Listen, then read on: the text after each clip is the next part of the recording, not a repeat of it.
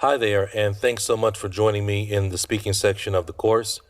What's going to happen in this lecture is I will give you an example of how to do the student practice for part number 1. So the way that this is designed is I'm trying to give you a simulation of what it's like to be asked questions by an examiner. So in this video, which will proceed forward, you'll have an example of what you're supposed to do when you're doing the student practice, okay? Now, in this video, I'm only going to be answering the first part, which is about your housing. This is when you do it for yourself, it's a full test. So it's a complete 12 questions that you're going to be asked. Actually, it's a little bit more than 12 questions that you're going to be asked to do in the student practice. I'm only going to be answering the first set because I'm just trying to give you a simulation of what it's like or what you have to do. Okay? Now, the purpose of this, of course, is for you to be able to do a self-evaluation or to do an evaluation of your study partner, right?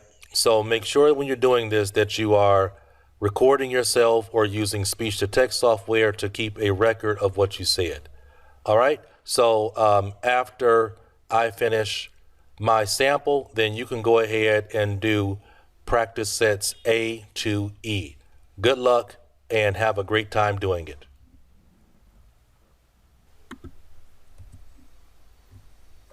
We will begin now. Where do you live? At this very moment, I'm residing with a 4-person family that has a home located on the northwest side of Washington, D.C. When I got my scholarship to come and study in the United States, I elected to stay with a stay-at-home family, with a homestay family, because it would help me with my English a lot. It's a beautiful home that has 5 bedrooms, 3 bathrooms, and a front and backyard that's available for relaxation.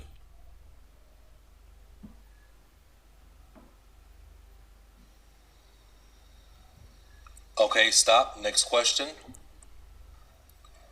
How long have you been living in this place? Well, I got my scholarship to come study in the United States in 2017, and now it is December of 2019, so it's been a little bit over 2 years at this point. In the very beginning, I didn't think it would work out that well because the culture was so different from mine. But I would have to say it's been a very enjoyable 2 years so far.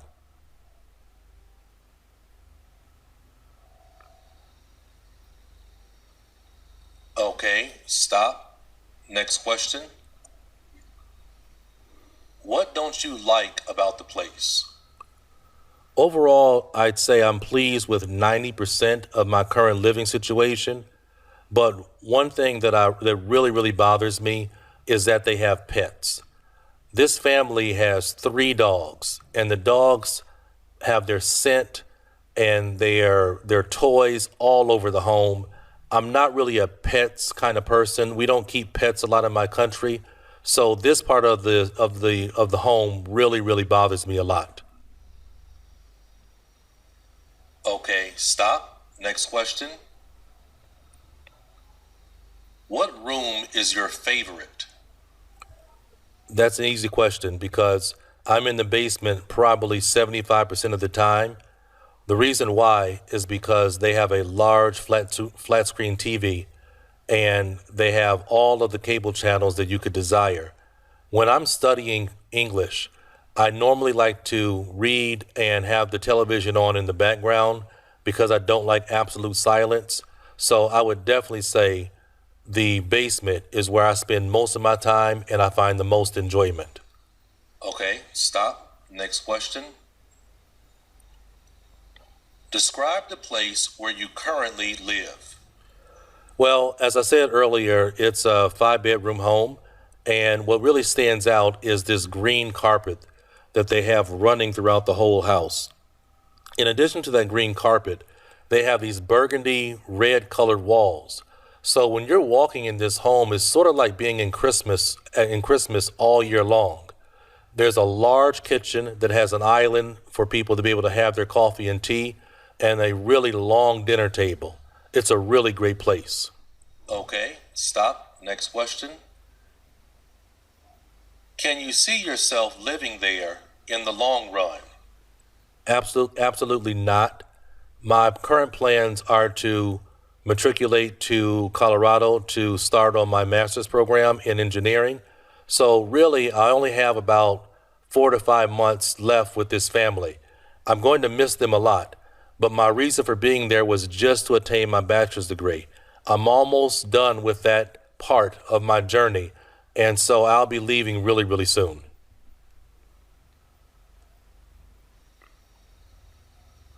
Okay, let's move on to the next question. Let's talk about language.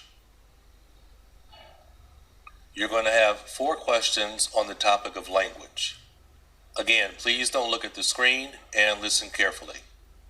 Let's begin.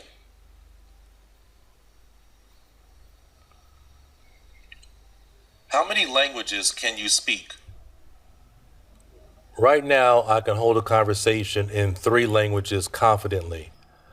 Definitely, I can speak Twi because this is the local dialect in Ghana, and I grew up speaking this language. In addition to that, when we're in school, we learn English formally, and also English is spoken everywhere around the country because it's a former English colony. In addition to those 2 languages, I also picked up Spanish while I was in high school. Next question. Do you want to learn another language? No. Under no terms do I want to learn another language. I'm pretty burned out on languages at this point.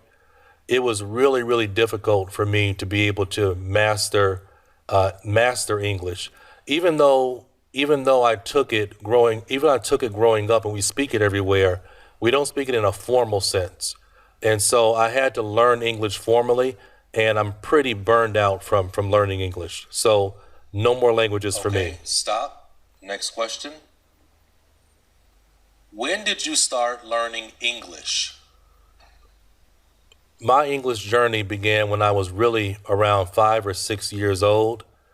My parents mainly spoke Twi inside of the household, but inside of school, we had an English class that would help us reinforce some of the English that we spoke on the street.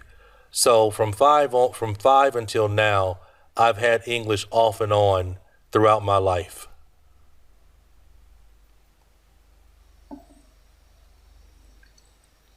Okay, stop. Next question.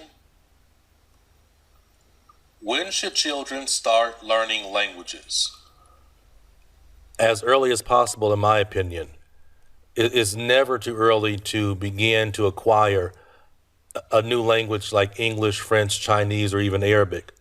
I think that when children are young, their brains can absorb so much so easily.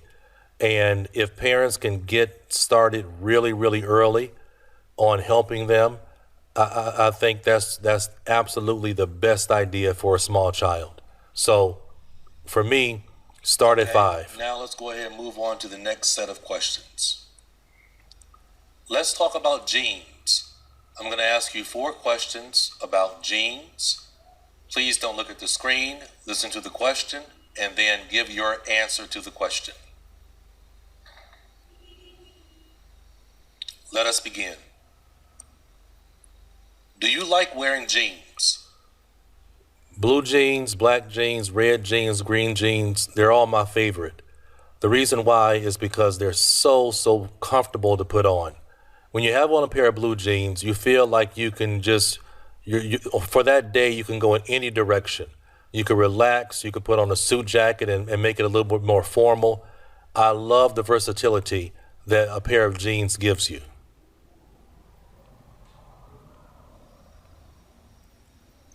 Okay, stop. Next question. How often do you wear jeans? If I could, I would put on a pair of jeans every day of the week. That's right, 7 days a week, I would wear blue jeans. However, I'm a business professional, and there are certain times where I just have to wear a suit or wear a pair of slacks. But I really love wearing jeans. So as it is right now, I wear them maybe 2 or 3 days a week.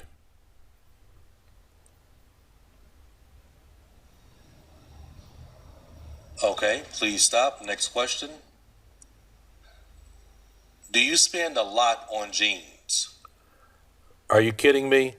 I don't spend I don't utilize my money on a pair of blue jeans. Yes, I love them, but I'm not going to use my hard-earned cash on a pair of blue jeans. I go down to the Goodwill and I buy secondhand jeans all the time for $5 or $3. I do not believe in spending a lot of money on clothes. Even if I love the set of clothes, like I really adore jeans. Let's stop for the last question.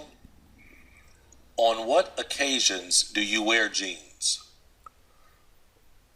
Most of the time, I'll decide to wake up in the morning and grab a pair of jeans if it's a Saturday or Sunday. Normally on those days, I don't have any plans, and I love to work around my house. And so when I have on some blue jeans, they allow for me to be able to do yard work or do housework or do work inside the house. So it's primarily on the weekend. All right, please stop. We're moving on to our last set of questions. Let's talk about being organized. You're going to hear 4 questions, and I want you to now look at the screen. Please answer the questions. You should be recording yourself or using a speech-to-text software so that you'll be able to look back on what you said. Let's start. Are you an organized person? I would have to answer that in the affirmative. I really learned about my time management when I was in middle school, and my parents are really are, I guess you'd have to say they're anal about being clean and having things in a certain order. So I just had that aspect drilled in me at a very young age. I really keep things where they're supposed to be. Is it difficult for you to plan for your day? Sometimes I would have to say it's a challenge to be able to really think about everything that has to be done on a particular Monday or Tuesday.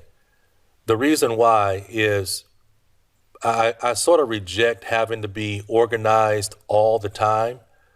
However, when it comes down to it, most of the time I'll put things in order because it helps me to get things done.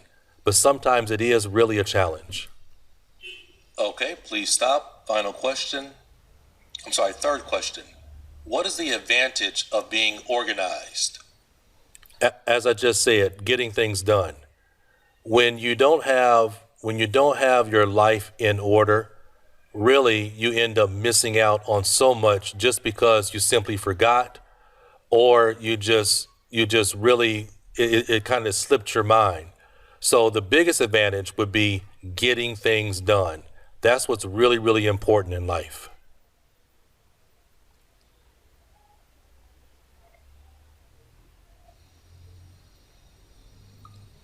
All right, please stop. Next question.